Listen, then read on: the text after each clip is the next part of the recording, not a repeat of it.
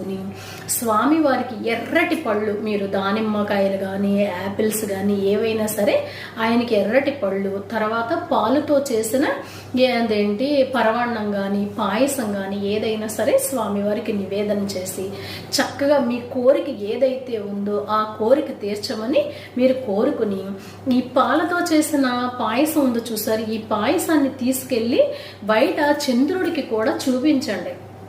చంద్రుడికి చూపించి చంద్రుడికి నివేదన చేసి 1 గంట సేపు గనక మీరు అక్కడ ఉంచగలిగితే ఉంచేయండి. ఉంచేసిన తర్వాత అప్పుడు మీరు తెచ్చుకుని అప్పుడు మీరు గనక స్వీకరించినట్టయితే చక్కటి అదృష్టాన్ని పొందగలుగుతారు. ఎందుకనంటే ఇప్పుడు మనం ముందు చెప్పుకున్న ఆ బాధలకన్నిటికీ కూడా చక్కటి రెమెడీ అనమాట అండి ఈ ప్రసాదం. అందులోనూ చూడండి, మార్గశీర్ష మాసంలో మంగళవారం రోజునాడు పౌర్ణమితో కూడుకుని మనకి మృగశిర నక్షత్రం ఉంది కాబట్టి విశేషం.